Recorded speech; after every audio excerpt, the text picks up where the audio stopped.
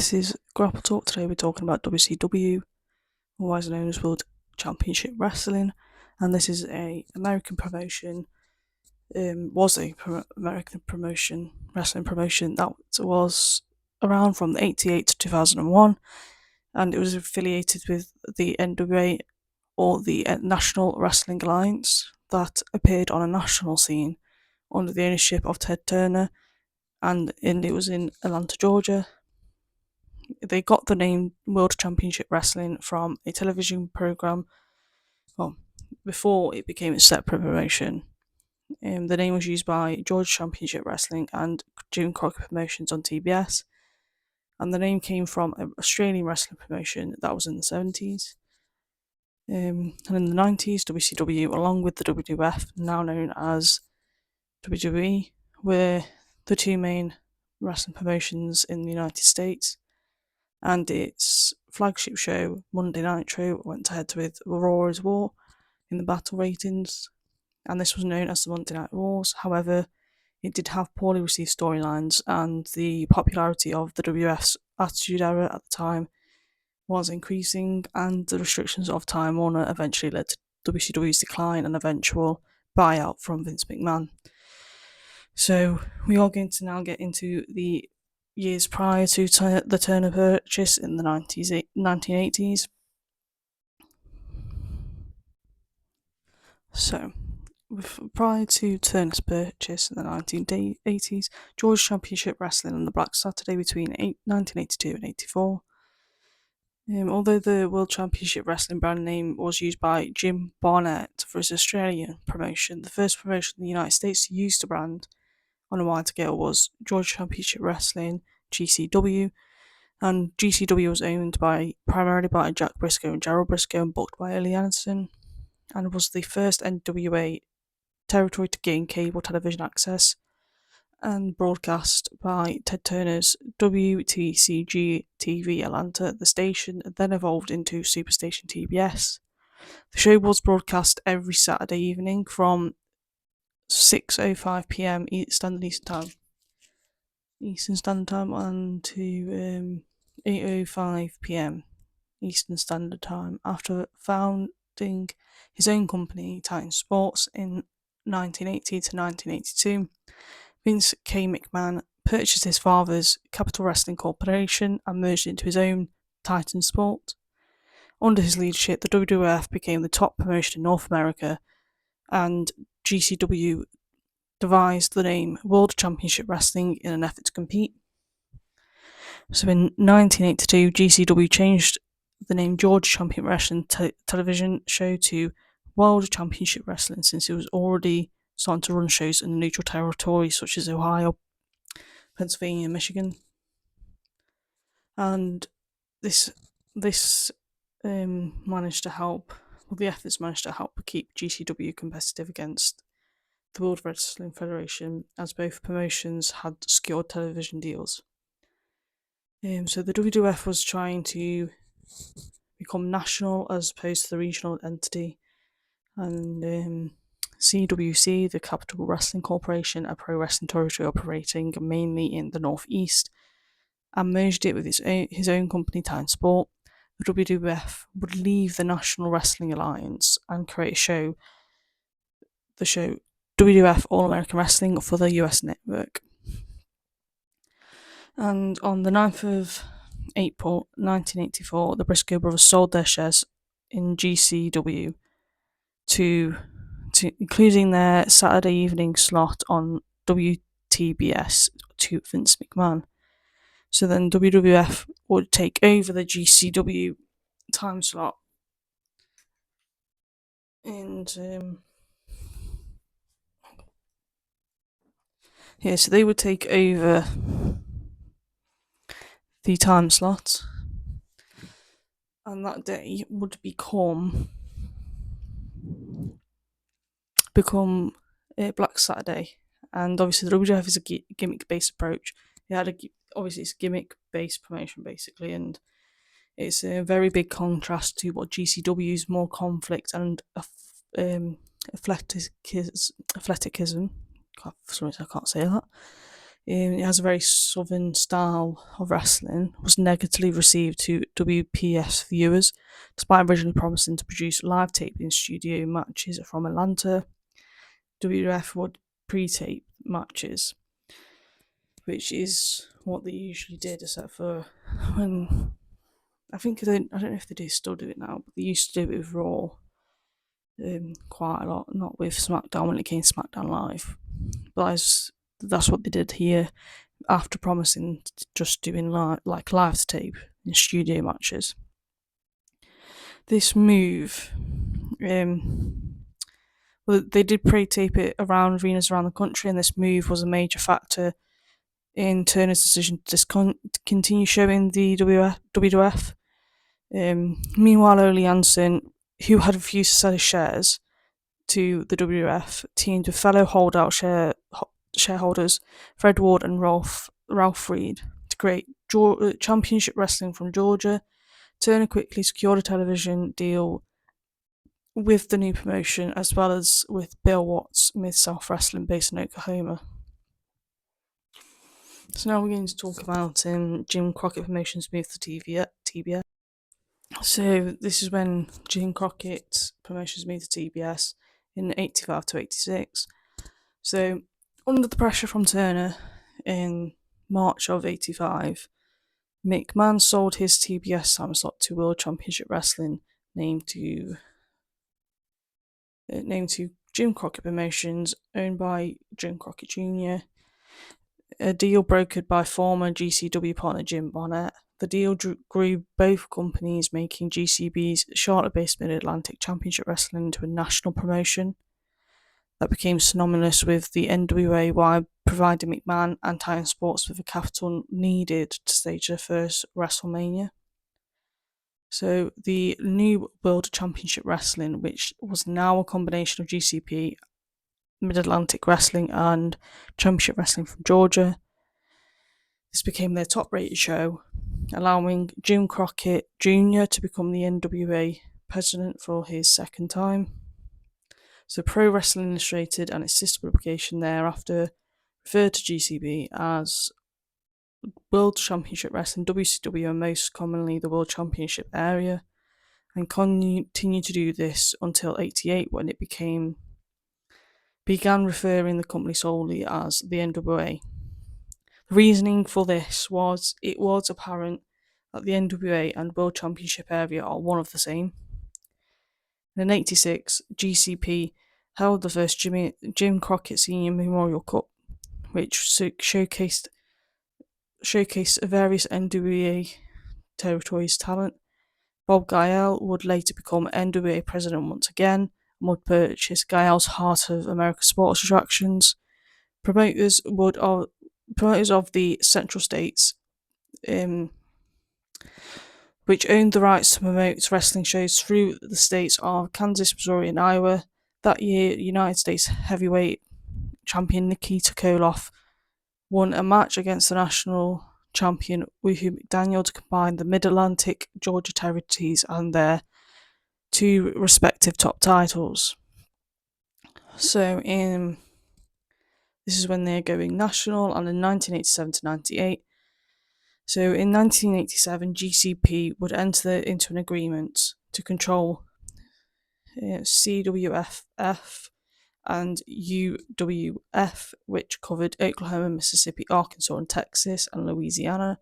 By this time, UWF had split from the NWA.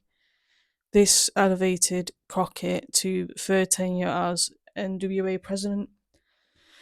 The Florida and Mid-South territories, along with those companies' rosters of wrestlers, were resolved into WCW. GCP now owned NWA, St. Louis, the UWF, Mid-Atlantic, Central State Wrestling, Championship Wrestling from Georgia, and Championship Wrestling from Florida as well. So between the purchase of several NWA territories, WCCW in Texas, leaving the NWA in 1986, and later merging with Jeff Jarrett's Continental Wrestling Association in Memphis to create the new promotion, the USWA. GCP was the last NWA member with national television exposure, which at this point in time made GCP de facto synonymous with the NWA. Although GCP and the NWA were still two separate entities legally, with Crockett as the NWA president and Jim Crockett Promotions was allowed to use the NWA brand for promoting.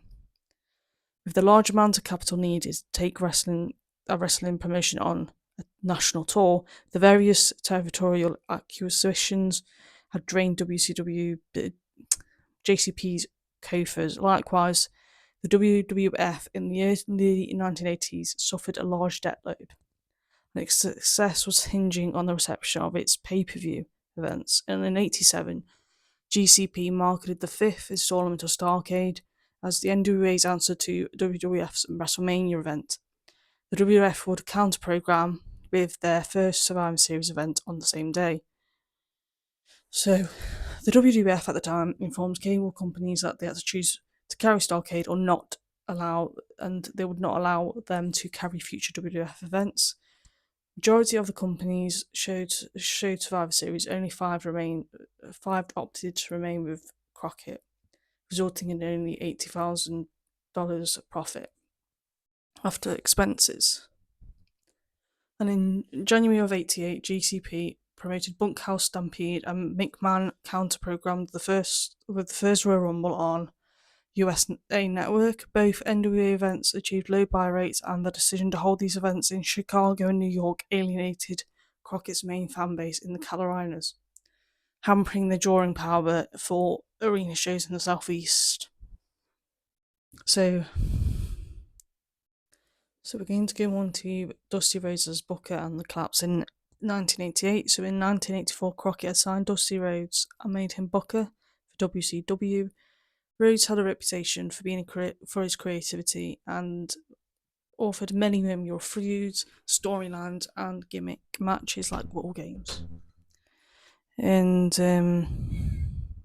so sorry if you hear a cat. It's just my cat being stupid because she starts to talk through. Thank you, cat. But as I was saying, so he had a reputation for creativity. He did gimmick matches like the War Games. Rhodes would be responsible for elevating up and coming wrestlers such as Sting, Ricky Steamboat, and Magnum TA, and among others, to stardom. However, Rhodes would get involved in a political struggle with the NWA champion Ric Flair, and by 1998, after 4 years of competition with Vince McMahon, he was burnt out. Rhodes' booking would be criticised for frequent non-endings to his house shows, now known as infamously as the Dusty Finish. And one of the last creative aspects of Dusty Rhodes initiated was Clash of Champions on the night of WrestleMania. For a quarter hour, the Ric Flair vs Sting match gained more viewers than WrestleMania, and the match also saw Sting become a top player for WCW. And conversely, Rhodes planned one of the point to have mid-car wrestler Rick Steiner defeat Ric Flair in a 5-minute match at Starrcade for the NWA World Heavyweight Championship. Rhodes would be fired by the promotion after an angle he booked on November the 26th, where Road Warrior Animal pulled a spike out of his shoulder pad and jammed it in Rhodes' eye, busting it wide open, despite a strict no-blood policy laid down by Turner after his recent purchase of the company. So, next is the founding and first years under Ted Turner. Right, so we're going to get into the founding and first years under Ted Turner in 88 to 92. Jim Crockett Promotions was purchased outright by Turner on October 11th, 88, originally incorporated by TBS as the UWC. Turner promised fans that WCW would maintain the athlete-oriented style of the NWA. The sale was completed on November 2nd, 1988, with television taping of the NWA World Championship Wrestling that very same date in WCW's hometown of Atlanta. In 89 proved to be a turnaround year for WCW, With Ric Flair both as world champion and head booker, Flair would bring Ricky Steamboat and Terry Funk, and his pay-per-view matches with Steamboat were financially and critically successful. Young stars such as Sid Vicious, Sting, Scott Steiner, and Brian Pillman were given major storylines and championship opportunities, and in 1990, however, Flair would be fired as head booker after WCW talent began to argue that Flair was booking things in his favour. One of these examples was Flair's refusal to drop the WCW World title to Lex Luger, as he had already promised to drop it to Sting, who himself had been injured earlier in the year. Despite high ratings climbed and had well-received shows, Flair would be eventually replaced by Ole Anderson as head booker. Under Ole, WCW began to gradually incorporate much of the gimmicks for which the WWF was better known. These stunts included cross-promotional appearances with RoboCop, Capital Combat in May 1990, and the Champion of Horrors gimmick, and the Black Scorpion storyline.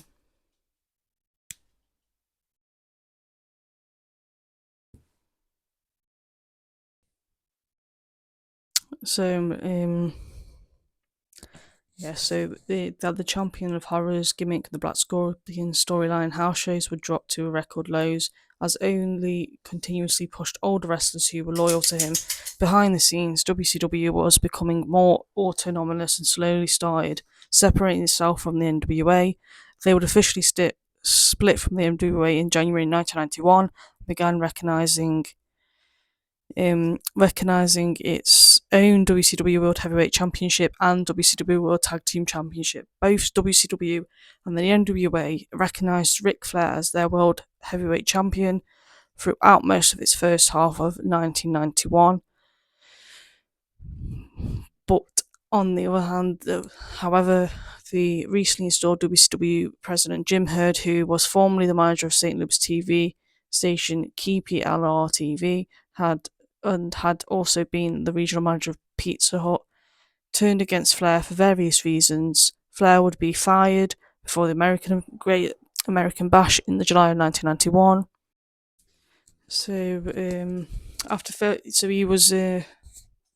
He was fired before the Great American Bash in July 1991 after failed contract negotiations, and in the process, they officially stripped him of the WCW World Heavyweight Championship.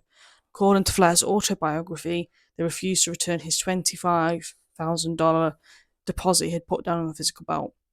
So he kept it and bought it with him when he was hired by WWF.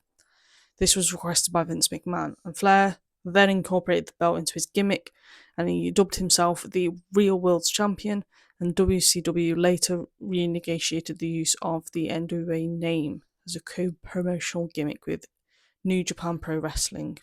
They sued the WWF to stop showing Flair with the title.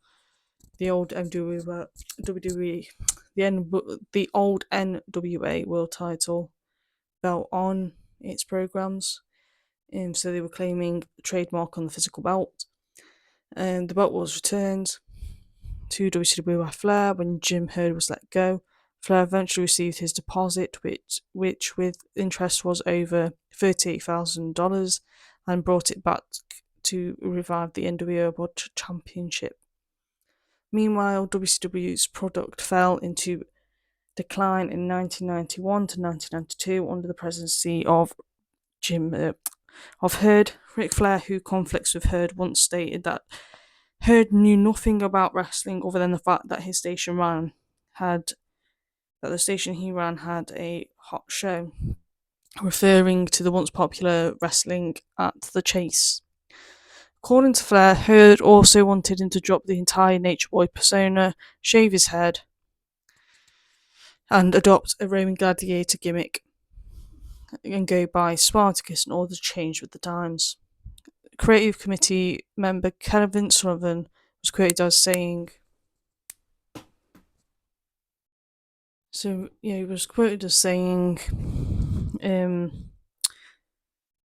after we change Flair's gimmick, why don't we go to Yankee Stadium and change Babe Ruth's uniform number?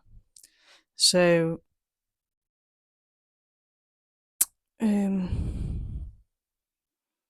So he said, why don't we change his number? And during the contract renegotiation, Flair refused to take a pay cut and be moved away from the main event position or drop the title to Lex Luger as Hurd wanted.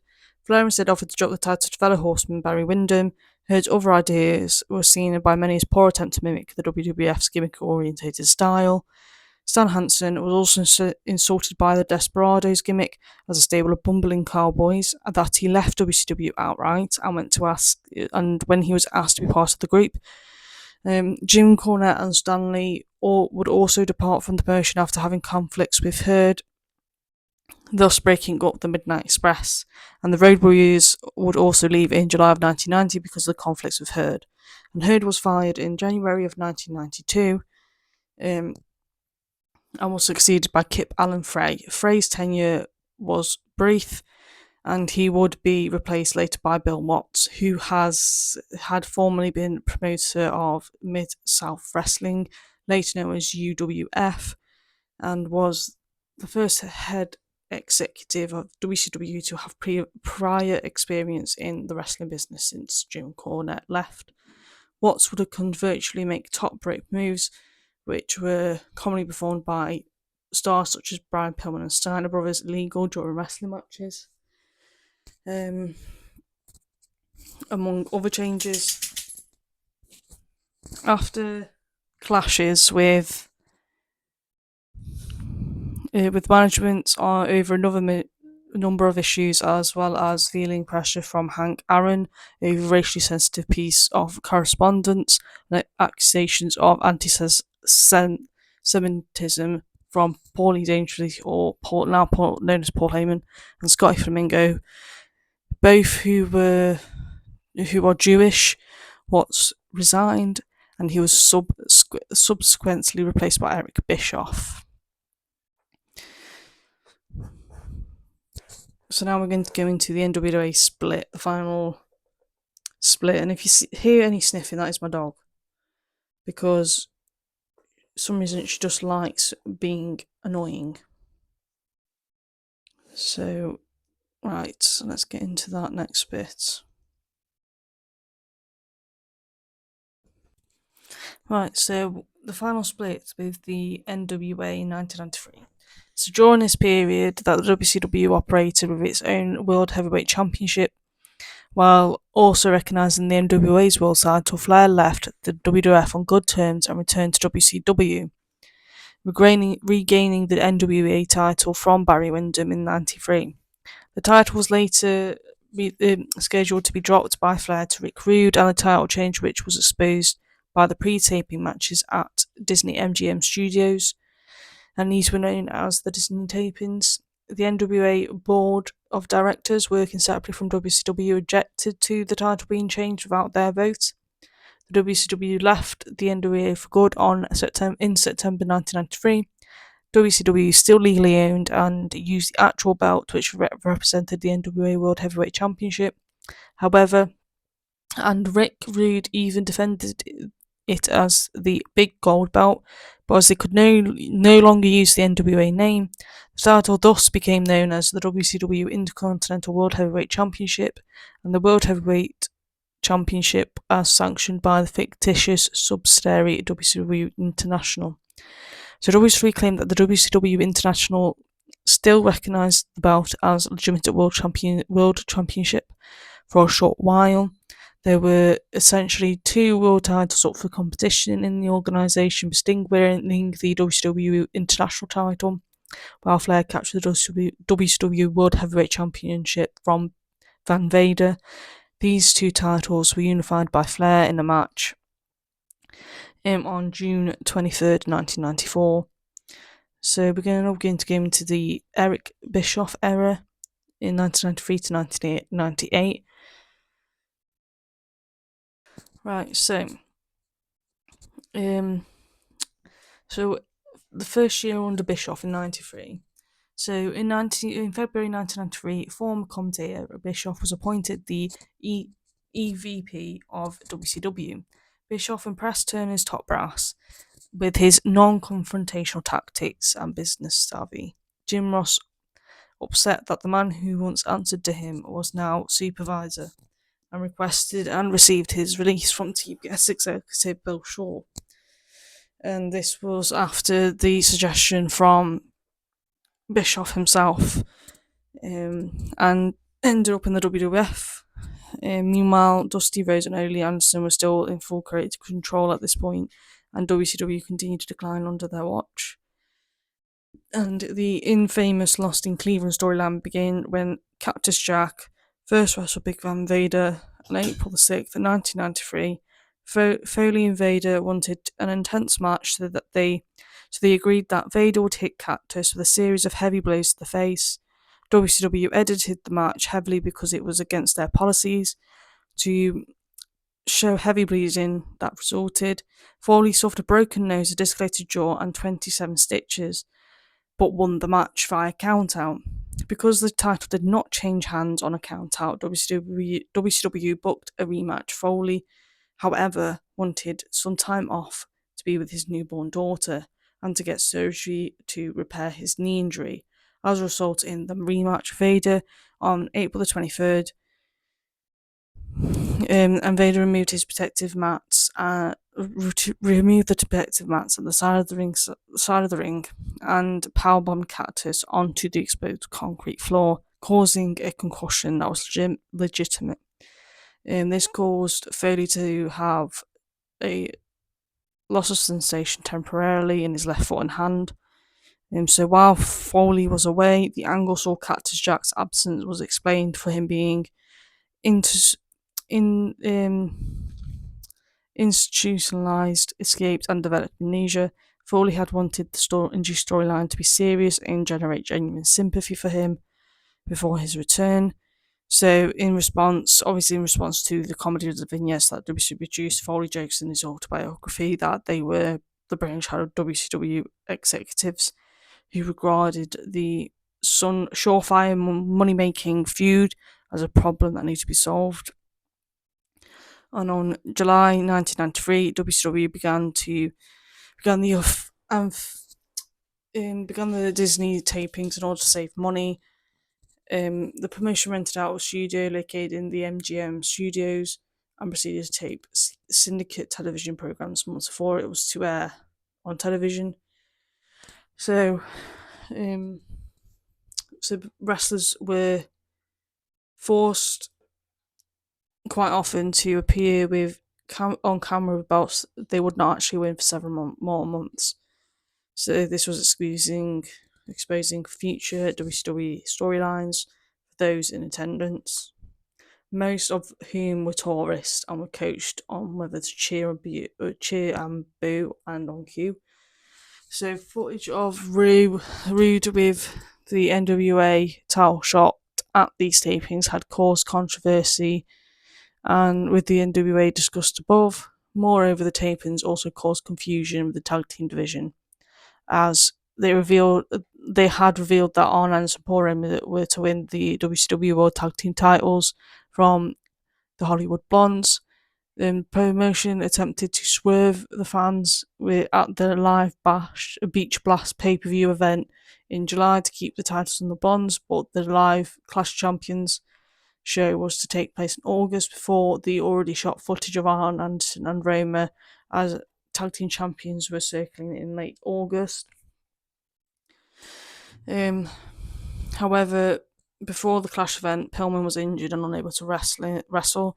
This was forcing Lord Steven Regal to replace him alongside Austin. Anderson and Roma won the titles while the Blondes were permanently broken up. And in '93, Flair returned to WCW from his WWF tenure, but was constricted by the no-compete clause from his contract with WWF. And as a response, he was given a talk show segment on WCW's television shows called Pharaoh of the Gold.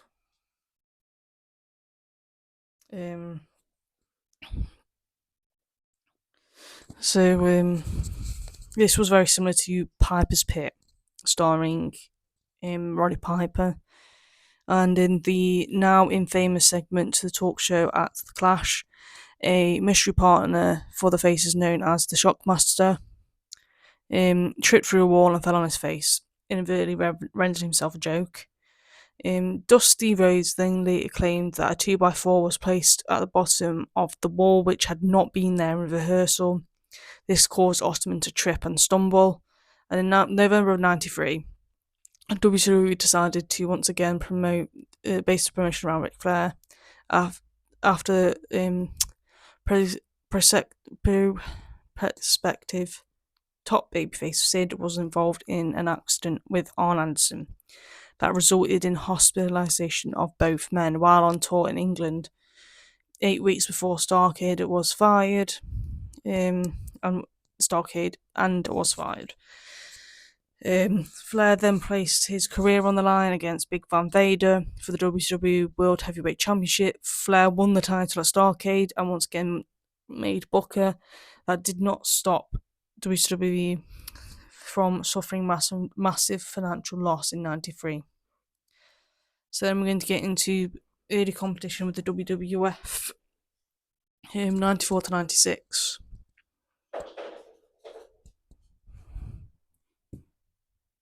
So this is not like this isn't the Monday Night Wars just yet, I don't believe. I think that comes a bit late. So we're going to start out in 1994. So I think that's the year before the Monday Night Wars. Right. So we're going to begin in 1994. So Bischoff in 1994 was aggressively recruiting high-profile former stars from WWF such as Hulk Hogan and Randy Savage. This was using Turner's monetary resources. Due to their high profiles, Hogan and Savage were able to demand concessions such as multi-year, multi-million-dollar contracts and creative controls over their characters. This would later become a problem for WCW as other wrestlers were able to make similar demands. And so other wrestlers were able to get their contract values to soar, and Hogan in particular was able to gain considerable influence through his friendship with Bischoff. This included a fee of $700,000 per year, or no, not per year, per pay-per-view, sorry, and plus the 25% of gross revenue. And it doesn't matter whether the pay-per-view was successful or not. And WCW's first major pay-per-view event for Hogan's Bash was Bash at the Beach. This saw the former WWF mainstay defeat Ric Flair for the WCW World Heavyweight Championship. During this time in the WWF, from 91 to 92, a feud was teased between them, but a match originally planned for WrestleMania never came to fruition, and WCW's event drew high buy rate due to mainstream intrigue and hype.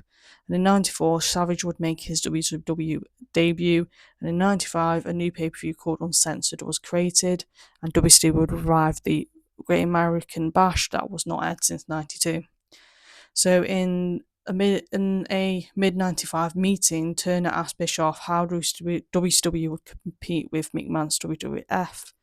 Bischoff, not expecting Turner to comply, said the only way would be a primetime slot on a weeknight, possibly against WWF's flagship show, Monday Night Raw. Turner granted him a live hour on TNT every Monday night. The new weekly show, WCW Monday Night Nitro, debuted as September 4th, 1995, live from Mall of America, Bloomington, Minnesota, in a time slot that overlapped with Raw.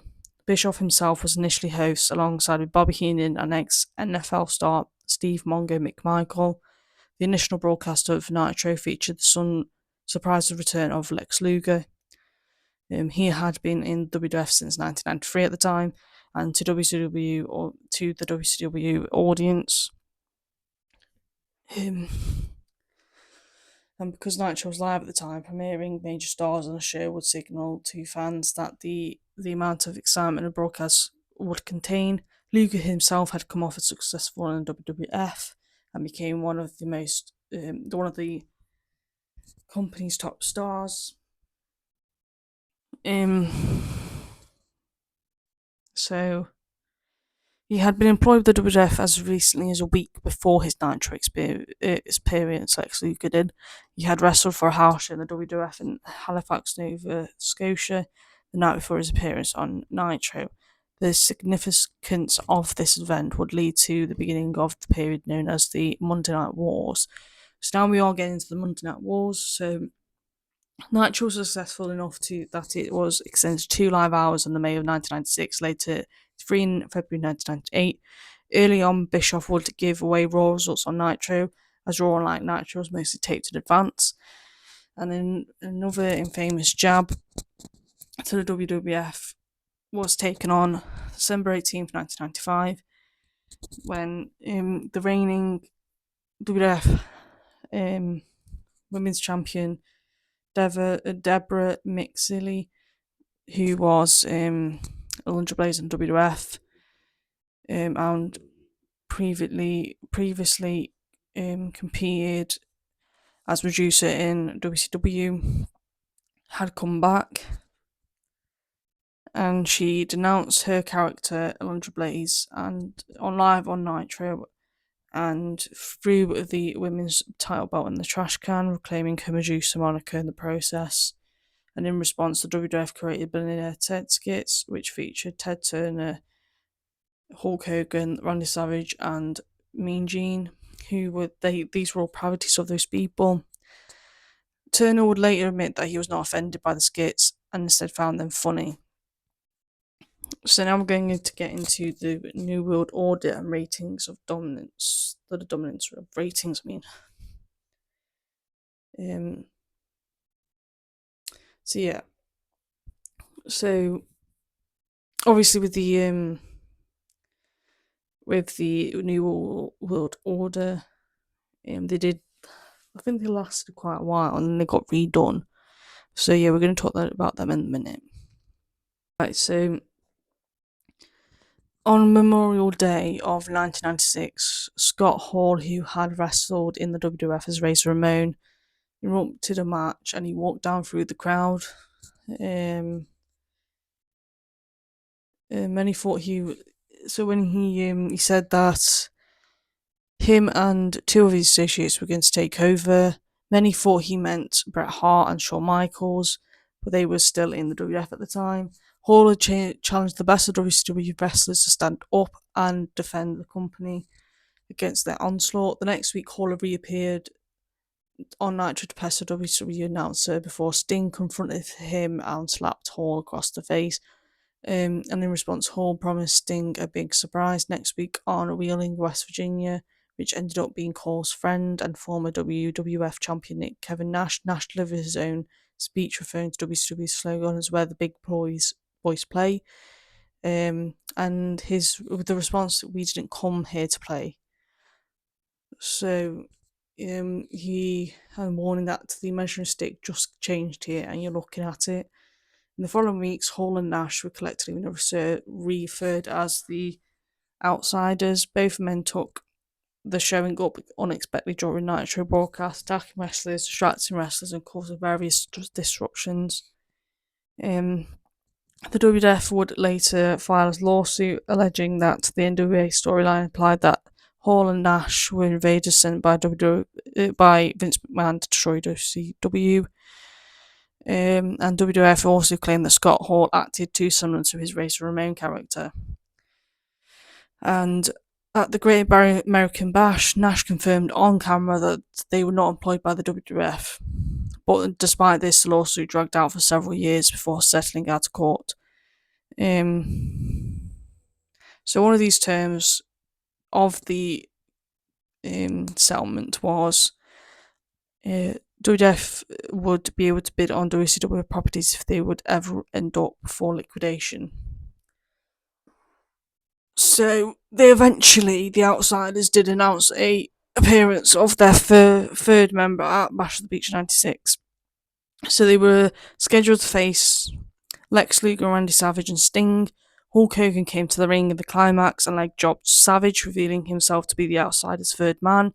Given an interview with Gene Oakland directly after the match, Hogan claimed the reason for his return was that he was tired of fans who had turned on him.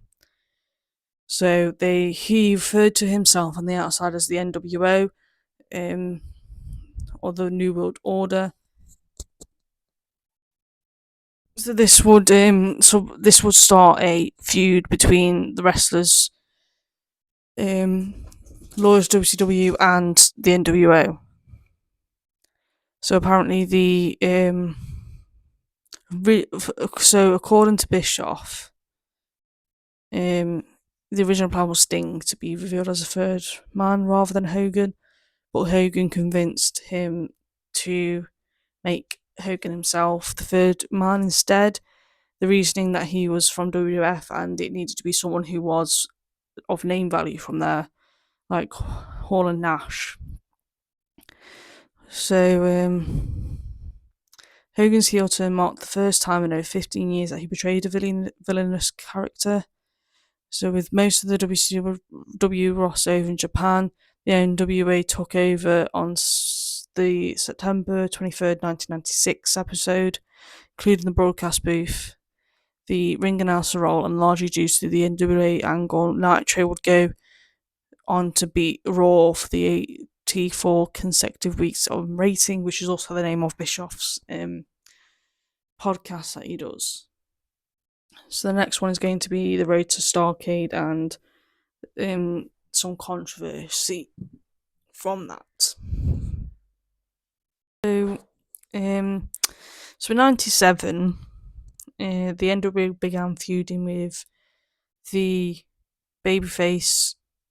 revived babyface Force Horsemen, as well, returning Sting following a length of absence. Sting returned to WCW television as a darker, brooding character in the gimmick based on The Crow. Sting would be in the rafters of WCW arenas and sometimes rappel down in the ring to begin help WCW wrestlers to fight the NWO. The last feud served to build up Starrcade in December, headlined by Sting facing Hogan for the WCW World Heavyweight Championship, accumulating a 15-month storyline. The event drew the WCW's largest buy rate. Right, before I go on, you might hear my dog fucking chewing on a chew because she's an idiot. I've gone on the other side of the house for this, and she's just here, come through the hallway, making a bunch of noise. So if you hear her making weird noises, she's just chewing on a chew. First we have the cat, now we have the dog. But yeah, she is a very noisy dog, so I am sorry about the noise if she does make too much. This video, I've had enough interruptions, doggy. But yeah, it's not the first time she's interrupted when I've been trying to record, so I'm just going to let her do what she wants in the background. As long as she doesn't bark, be fine. But yeah, so we're going to get on with this now, and you might hear, if you do hear the dog chewing in the background, I'm sorry, but she's being a little stupid little girl and being very noisy. So let's go on with it. The retrospective reviews considered 1997 to be the WCW's peak year. However, Starrcade was heavily criticised and created much controversy for not having a clean finish to the WCW World Heavyweight Championship.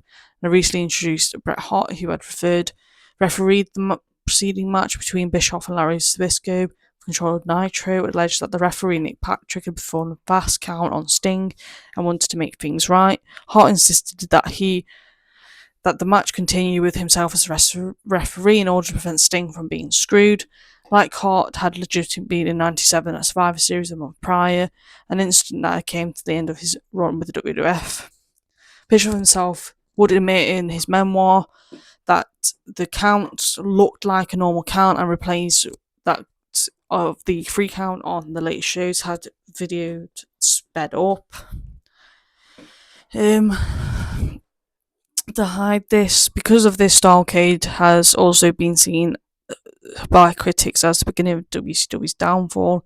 According to Bret Hart, WCW failed to capitalise on his talent and had no idea how to properly utilise him, and Bischoff contends that the Montreal Screwjob had taken his toll on him in his autobiography, and that it was all he talked about constantly. So, we're going to get on to the next bit. This is going to be a very long video. I've got like 3 more things to talk about.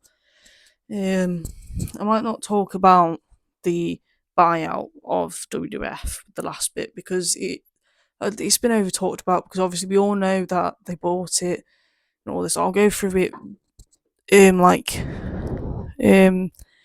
little bit. I won't go through it fully because it's going to be long, and it's already like 45 minutes long now, so I don't really want to go overboard.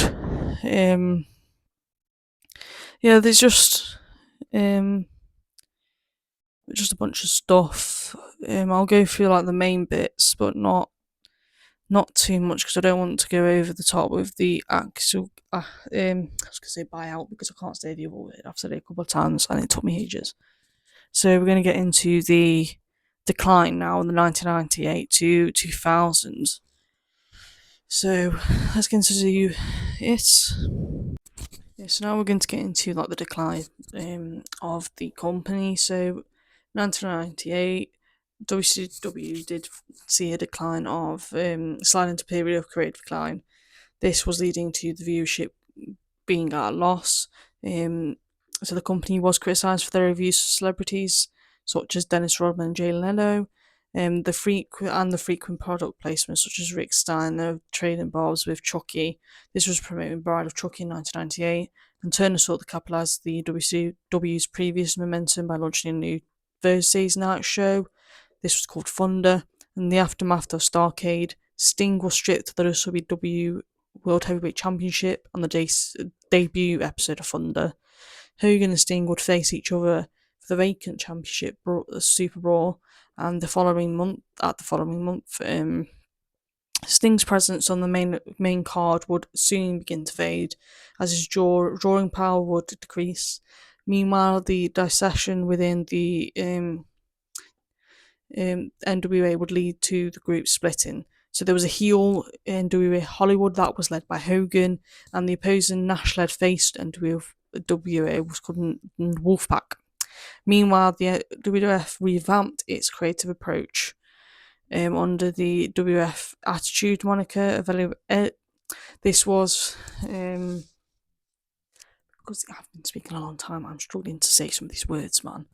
But yeah, this led to younger stars. Well, not younger stars, but this made big stars out of people like Steve Austin, The Rock, Triple H, and his DX group Mankind and Kane. Austin's feud with Vince McMahon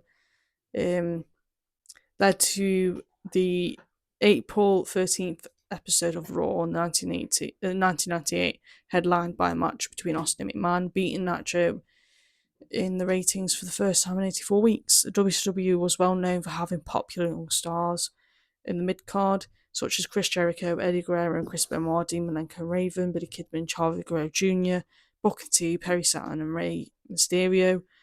They had a very good cruiserweight division. This was featuring like high flyers from Mexico and Japan. This was popularised in those countries. In spite of this, WCW did not promote its younger stars to the top slots. This was made by Bischoff himself. They were kept away from the main event scene, yet WCW top level stars had no motivation to perform due to long-term contracts.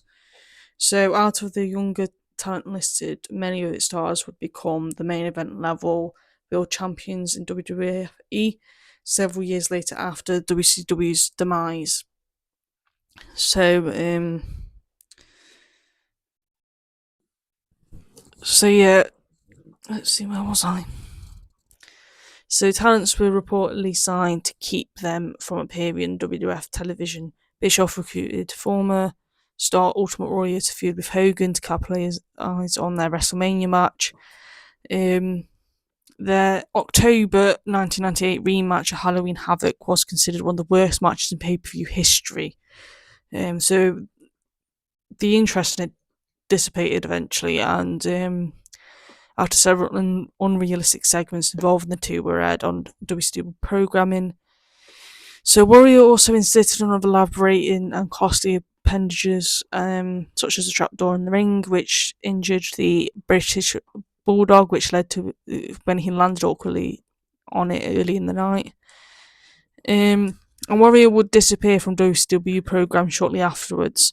And then he had ex-NFL player Goldberg, who was portrayed as a monster, like he would never lost a match. He for a long time. This is it. This was generally how Bill Goldberg became popular, because he had a winning streak. So one of the Nitro ratings wins was on July 6th of 98, when Goldberg defeated Hulk Hogan to win the world title at Georgia Dome, Atlanta. Despite the strong ratings, the decision to have Goldberg-Hogan title match on television rather than pay-per-view was scrutinised. As this, I think that was scrutinised probably because it was a loss of money, because they could have made a lot more money on pay-per-views if they had put that on pay-per-view. Because at the time that would have been a very big match, considering Hulk Hogan was a very big name, and his first time he had been he'd been heel for about a couple of years at this point. And Goldberg was one of the biggest names in the company from homegrown.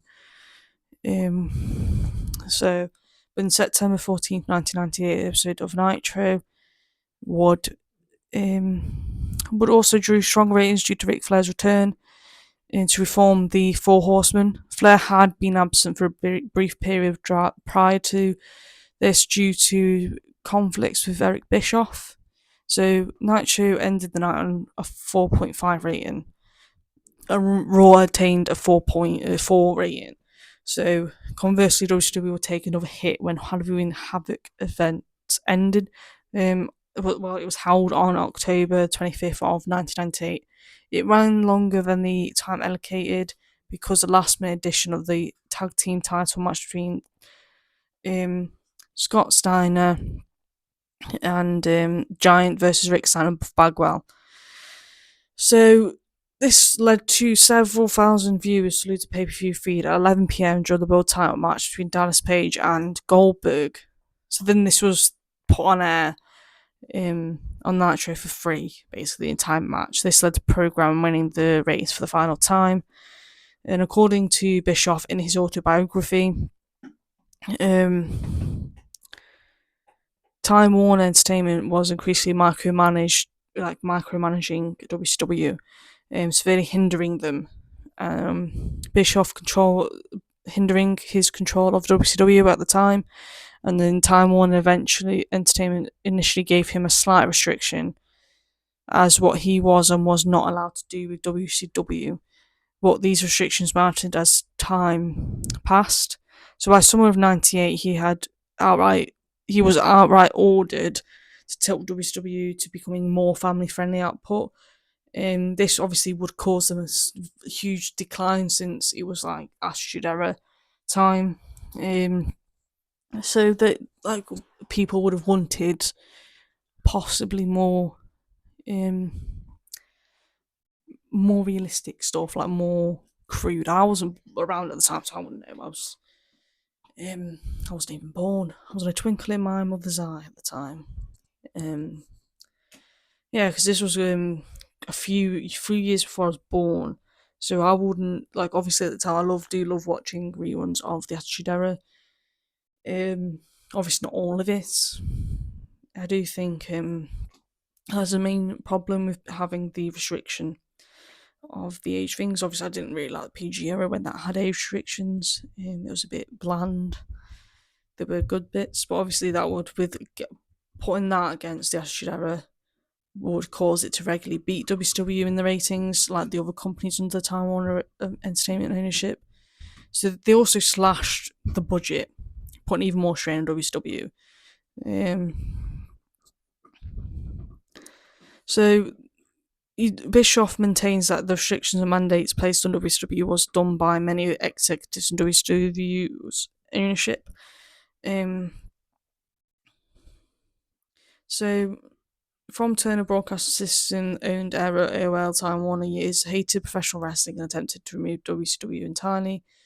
And at Starrcade, Kevin Nash, who was appointed head booker, set himself to defeat Goldberg for the world title. In climax, Scott Hall ran in and tased Goldberg with a cow prod, enabling Nash to pick up the win. And this ended Goldberg's streak as well, and he became the champion. Nash did. The main event was universally panned by critics. So, on the January 4th, 1990 episode of Nitro, a Starrcade rematch between Nash and Goldberg was booked. However, Goldberg was kayfabe arrested for stalking Miss Elizabeth and was replaced by returning Hogan, who had been absent from WCW for 7 months prior, as he claimed to retire from professional wrestling prior to the match. Play-by-player announcer Tony Schiavone, under the direction of Bischoff, revealed that Mick Foley, portraying his Mankind character, he would be winning the WF Championship on a tape edition of Raw.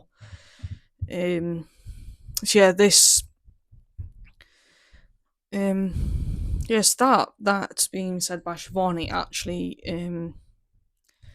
got a lot of people to change over. So 300,000 households changed to watch Foley win, basically. And this was a big mistake, I think, for Bischoff to do that and to get Schiavone to say. And the Nitro main event saw Hogan poke Nash to the chest.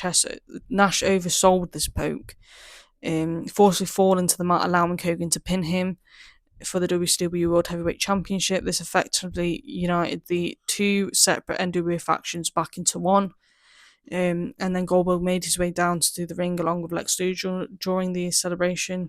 Early Luger to blindside the former, and Hall tasered him again. So the finger poke of doom, with critic and respective reviewers condemning it for the bait and switch tactics, which ultimately damaged the credibility of the company. By late 1999, WCW was losing around $5 million a month. There's quite a lot, and they did do a lot with a rock group Kiss. They did, and involving the rapper Master P and No Limit Soldier. Kiss had collaborated with WCW to promote the Demon gimmick. This was one of the reasons why they lost a lot of money as well. This was portrayed by Brian Adams, then by Dale Tolborg. And as a way of introducing the Demon, Kiss closed the episode of Raw Nitro with the live performance of the hit song God of Thunder. So the Demon was contractually obligated to receive a main event match on a pay-per-view, and a stipulation WCW fulfilled by having him lose to mid-card wrestler The Wall in 4 minutes. So having all of these famous people coming in has wasted most of the money at the time. So we're going to begin to get on to, because I'm not going to talk about the rest, because it's just about the Demon and other people at the Super Bowl and other singers and stuff. So we're going to get on to the Vince Russo era, the 1990 to 2000s. We're almost done. We've just got we've just got to talk about Vince Russo. I'm not going to go full in because it's getting to almost an hour now. I don't want to go too long on this because it's very in depth.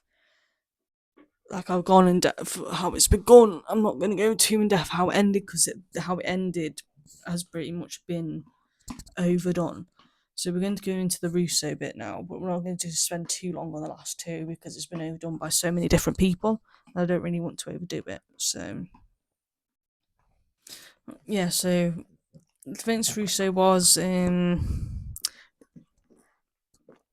Bischoff was replaced by Vice President of Strategic Planning, Bill Bush. I think that's how you say Bush. I think it's Bush. And he was named Senior Vice President. Bush would bring in Vince Russo and his colleague Ed Ferrara. Russo and Ferrara had presented themselves as brains behind the Attitude Era. Um, so they ended up getting lucrative contracts to come to WCW in October '99. So they tried to replicate the same writing format known as Crash TV as they did in WWF, but more of a fast pace. They're going to push the younger talents and phase out Asian stars. But they did struggle to gain approval for some of their ideas, such as piano. Geez, today I can't talk today. I'm tired. Pianta on a pole, and this was going to be a match between Mexican wrestlers on November 15th. I think the main reason that probably was not really what's it called, didn't get approval was because it does seem a bit racist if you think about it. Even for the time, they're probably thinking like any sane company would go no to that piano to a pole, piata, however you say it, because I'm too tired to know. No, like a company wouldn't go for that.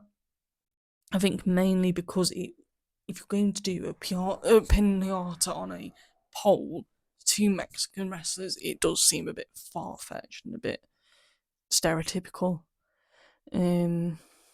But yeah, in late '99, Russo and Ferrara revived the NWO once again. They called it NWO 2000. This time, Jeff Jarrett and Bret Hart at the helm. The next target was Jim Ross, who has Bell's palsy. So the character they did was a parody, and it was called Oklahoma. This was actually like so the character was basically ripping on his facial defects, like lampooning him for it. My dog's just ran past again. Sorry about the noise. But yeah, they just like took the mick out of him because of his Bell's palsy. Like obviously you couldn't help that. It was very poorly received because of it. Obviously Ross is one of the most beloved figures in WWE and basically wrestling in general because he's at AEW now and he's the voice of wrestling, as a lot of people say, because of being a commentator with such a distinctive voice, and obviously a lot of people love him. And then we get into December of '99, where Bret Hart suffered his career-ending concussion in a match against Goldberg. Goldberg himself would slice his major artery in his forearm less than a week later for punching a limousine window in Maryland as part of a storyline that Russo had written. So Russo and Ferrara were suspended for 3 months. And this was, been the rumours that they wanted to make UFC fighter Tank Abbott the World Heavyweight Champion. But Abbott wasn't a professional trained wrestler. He was an MMA fighter. So he only had a fighting record. He didn't have any, and he had little experience, basically. And he didn't really connect with the audience. So Kevin Sullivan, who had been on and off booker for the course of several years, he became the head writer in the interim. And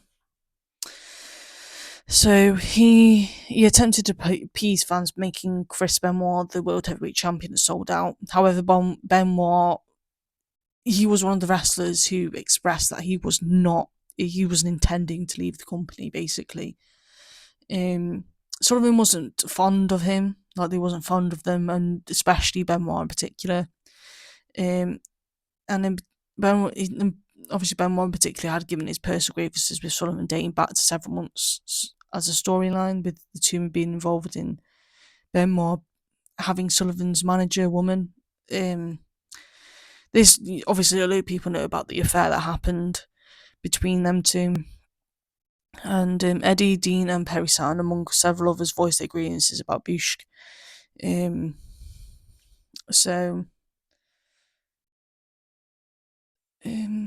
they were all told they were going to be sent home. This was either after they were initially agreed to take Sullivan off Nitro and Thunder, and then they were told they were going home, basically, except for Benoit. And Benoit handed in the belt back after winning it, and along with Guerrero, Malenko, and Saturn, they all left and signed with WWF the next day. and Bush was fired basically as senior vice president as a result of that. And in 2012, wrestlers, including the African American wrestler Hardbody Harrison and the manager, the Japanese American manager Sonny Uno, or Ono, I don't know. So they launched a racial discrimination lawsuit against WCW. They were charged in that as a result of them not being, them being black and Asian of descent, basically. So their ethnicities, they were not being pushed, not being paid, as well as the other wrestling personalities. But it has been speculated these charges led to Booker T winning the WCW World Heavyweight Championship within that year, and his real life brother Stevie Ray becoming a colour commentator. Stevie Ray did acknowledge himself that might have been a factor. So Sonny Ono claimed that he had been given disrespectful gimmick, and his final salary at the time was about $160,000, only half the average pay of a wrestler at the time. So so we're going to get onto a different bit because the video is like over an hour long now, so we're going to start doing a bit less information, I think. So obviously everyone knows about the continued decline, so we're going to get into that in a second. So it did continue to decline in the 2000s to 2001. So we're going to get into that in a second. Right, so we're going to get into the continued decline. So like in 2000, all new lows of the ratings. Russo and Bischoff were reinstated. They tried to this was an attempt to get the creative product turned around. They decided to reboot WCW into a more modern, streamlined company. The first major, so basically, all angles were taking place at the time were dropped, and all championships were vacated. The first major storyline to take place following the reboot, it saw Bischoff and Russo form a on-screen union, stood up for younger talent in the company. This was called the New Blood, and in their battle against the Millionaires Club, it consisted of older and higher-paid and more visible stars such as Hogan, Sting, and Diamond Dallas Page. Yeah, it was initially well received, but the reception of the storyline declined, where the New Bloods were cast as heels against the Millionaires Club. This was seen by many as casting attempt to gain sympathy towards the veterans. But they already had, in spite of already having bad reputations, they gained behind the scenes. The New Blood was disbanded before the anonymous pay-per-view New Blood Rising. Although neither was trained as a wrestler, both Russo and actor David Arquette won the World Heavyweight Championship. This was to promote Ready to Rumble. Arquette was against it, actually winning the championship, and believing fans like himself would have distaste for that. I think a lot of people do have distaste for people who were not wrestlers winning it. So neither looked physically capable of defeating an actual wrestler in a match. So in WWE's Rise and Fall of WCW documentary, Jim Ross said that Arquette winning the championship was a farce and embarrassment. David Crockett, the brother of Jim Crockett Jr., worked as WC backstage producers and said WCW might as well throw the title in the trash can. Goldberg turned heel for the first time in his career at American Bash, and he had a feud with Kevin Nash and failed attempt to duplicate his original streak, really diminished Goldberg's drawing power. Russo had many behind-the-scenes conflicts with Hulk Hogan, and he still believed that Hogan's time in the spotlight was over. Hogan was viewed as a jobber to the star, losing to the main event matches against Sting and Goldberg, as well as Billy Kidman. Russo, who had begun Hogan feud and attempt to elevate Kidman. Hogan also appeared less frequently on WCW programming. So this led to the infamous thing where Hogan had a match against Jeff Jarrett for the World Heavyweight Championship at Bastard Beach. But Hogan he invoked his creative control and demanded that he win his match and the title. Russo agreed to the finish, but added the finish that involved Jarrett simply lying down for him. Hogan strongly disagreed during the actual match. Russo came down to the ring and threw the belt at Hogan's feet, and Hogan broke character and said, "Is this your idea, Russo?" That's why this company is damn shape it's in, because of this bullshit like this. Moments after Hogan pinned Jarrett winning the match, Russo came out and immediately voided. So he voided it, basically, saying that he didn't win it, and that said Hogan was a piece of shit. And he would never see him again. So this was like firing him live on pay-per-view, basically, and this led to Hogan filing defamation of character. This was in 2002. So, infuriated by Russo's actions, which conflicted his intentions at Bash at the Beach, Bischoff departed once more in July 2000 at the New Blood Rising pay-per-view. So on August 13th, and injured Goldberg walked out the triple threat elimination contest after Kevin Nash got hold. Scott Steiner, violated the script of the match and leaving Steiner to wrestle and lose to Nash by himself. Goldberg swore at Russo on his way back to the wrestling room on camera. So this came in the Fall Brawl in September 2000, which Steiner won. Immediately afterwards, Russo informed Goldberg that if he ever lost another match, he would be released from WCW contract. However, this was an opportunity for Goldberg to heal from his previous injuries. Russo was gone from WCW entirely by late 2000, leaving the former All Japan Pro Wrestling star Johnny Ace. Now, a lot of people know him as Johnny Laurinaitis if you're young like I am. Because I think most of the younger fans, like who were born after this, know Johnny Ace as Johnny Laurinaitis or John Laurinaitis, the one with the weird voice, and a lot of back stage drama in WWE. Because then, like in 2001,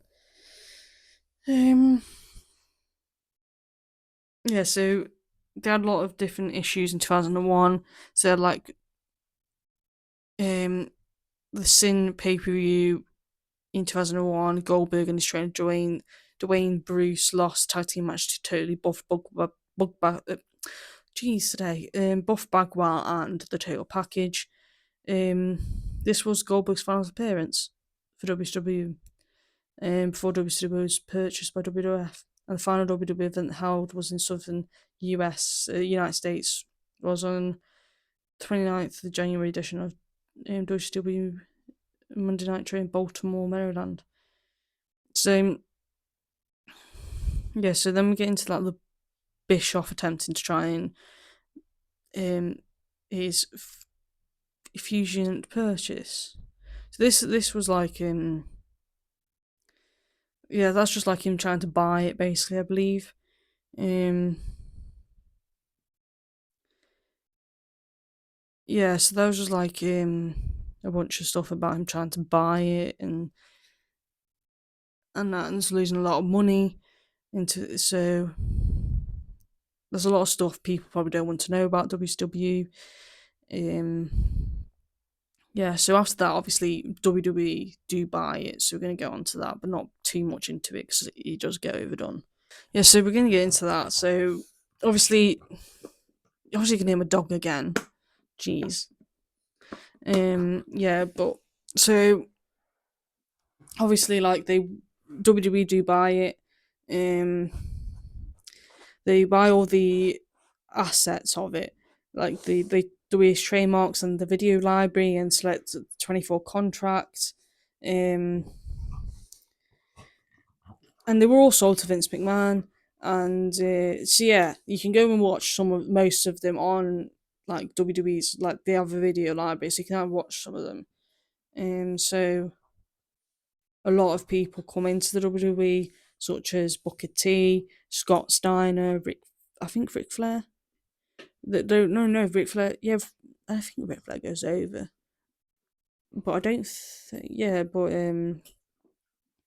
what basically they do is they Shane McMahon says he bought Nitro, well, not Nitro, bought WWE, WCW, and all of his wrestlers. He makes his alliance and he combines with VCW and his sister Stephanie McMahon.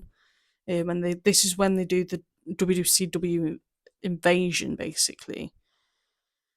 So, and they do release a home video as well. But I'll get onto that later. Then obviously there's a really bad match between, well, one that gets booed and ill received by fans, which is Booker T versus Buff Bagwell. A lot of people talk about that match, but then they did a WWE home video released on DVD called Monday Night Wars.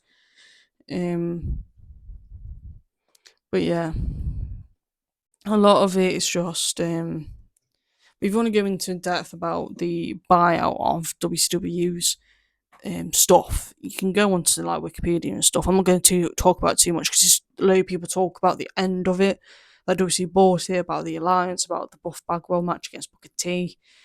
But yeah, this one's longer than the other ones I did. I did have a lot of interruptions by my dog. But yeah, you can just go and read about it if you rather read it. I think I'm going to step away from doing history for a little bit. I might just do like small videos for a while probably until after Christmas, because it's getting a bit busy at work. So I'm not going to have much time to do long videos. So I might do small snippets and funny videos maybe. I might do somewhere a video myself playing 2K25. But yeah, if you want me to like, you're just gonna have to put like what you want.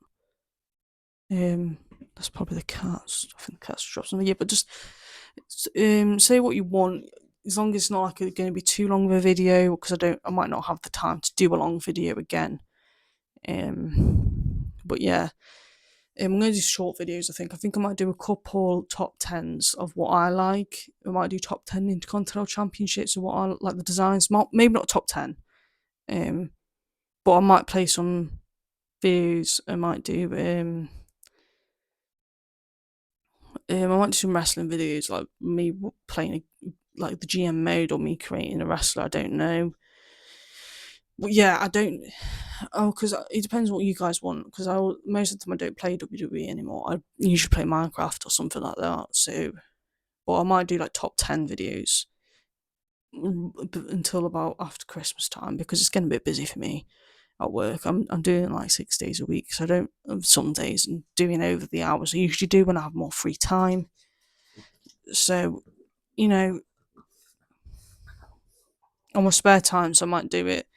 Mondays might be a bit different because I do have driving lessons. Friday I might put a video out because I'm off, but it might be after 12 o'clock because got a theory test on. So, but yeah, just say what you want really. But yeah, that's the end of this video.